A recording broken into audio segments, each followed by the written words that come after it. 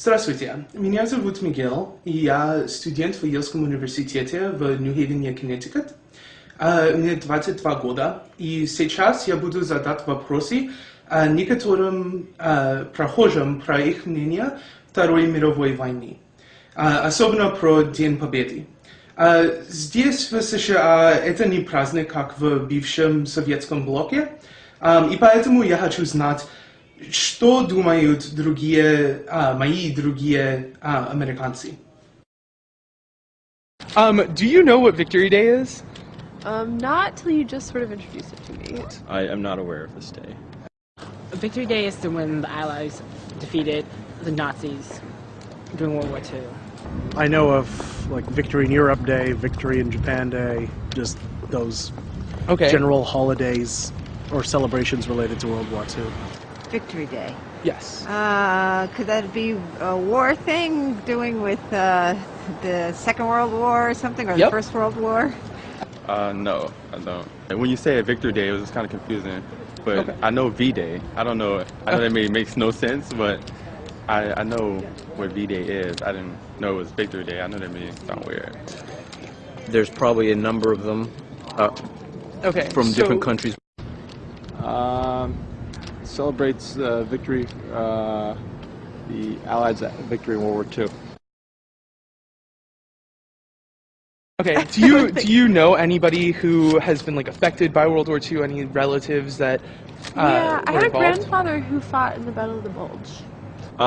Distant, great-grandfather type people that I am not really fully aware of their, what they did in the war or anything like that. So. My grandmother took my mother and her two brothers, and they ran through the woods from the Nazis. They were German, but they ran through the woods from the Nazis, and they were getting on the train to go to Dresden.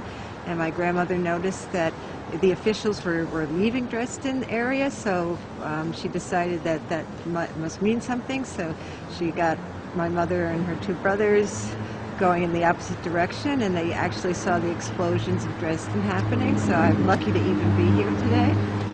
I don't know very much about my paternal grandparents, but I know my maternal grandfather was a member of a guerrilla movement that tried to fight against the Japanese during the Japanese occupation of the Philippines. Yeah, my grandpa, he was the first black sergeant in his cavalry, I think he was. I don't know, yeah, but he was in World War II. My dad was in, it was post-war, but he was in France, stationed in France after the war. In the, what was it, I guess, 50s at some point. I had two grandfathers that fought in World War II.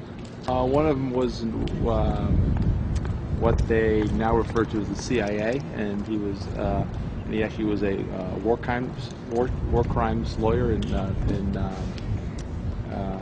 Germany after the war. Okay. Do you think that maybe victory in World War II is the sort of holiday that we should have here? That's something that we should celebrate? I really have no strong feelings about that, but I've definitely read things and heard through interviews and stuff that the generation that fought in World War II was quote unquote the greatest generation of Americans, and it would probably be a nice tribute to them if we had a holiday. Well, if it is something that would happen, then they should include sort of the recent history after World War II that led to the Cold War and stuff as a part of it, because our foreign policy really changed after World War II, and so that should be included in this type of celebration. I think we probably should, because if we celebrate Pearl Harbor and D-Day, then we might as well celebrate D-Day. I would think, I mean, we have Veterans Day and things like that. If you're trying to expose more people to the topic of World War II and V-Day, sure, that's what this conference is for, educating people in things they don't know, I think it's a good idea to remember it. Yeah, kind of beating the Nazis and stuff. I think we have enough holidays as it is. Okay. So how do you feel your exposure to the topic of World War II is? I think it's I'm pretty exposed because I remember when I was 11 I read the Diary of Anne Frank, and then after that I did a lot of Holocaust projects, and I think in high school we learned a lot about it too. Definitely, I don't think there's a shortage of exposure to the European theater. Okay. I think the public could be a little bit more in tune to what happened in the Pacific theater. Okay. Especially related to what happened before America got involved. We live in a bubble here in the United States. Really? A war bubble. We're only by the fact that since the Vietnam War that we get it on the TV, we really don't experience any of that unless you live with a family member who lived through World War II. Otherwise, we're in a big bubble here. Here in the United States, how affected were we really of it? I mean, yes, there were some of these things where the people were collecting things and they were on food stamps and food rationing or whatever, but, you know, we still here in America have never really been that affected by war unless it's been somebody in your family that's been involved in it. You know, we still, like I said earlier, we're still in this sort of bubble here, and it's still going on. I think I was barely exposed to it back home. Like we have the whole D-Day Museum and stuff like that. World War II. Just kind of a general ed, you know, college, and again, how would I describe it? You know, I've seen footage, I've seen kind of a movie or two about this, you know, Stalingrad, how the Germans wiped out tons of Russians. I mean, I know it was pretty brutal. They, yeah, I guess just, yeah, the terrible nature of war is pretty evident from World War II, and especially the Russian front was bad.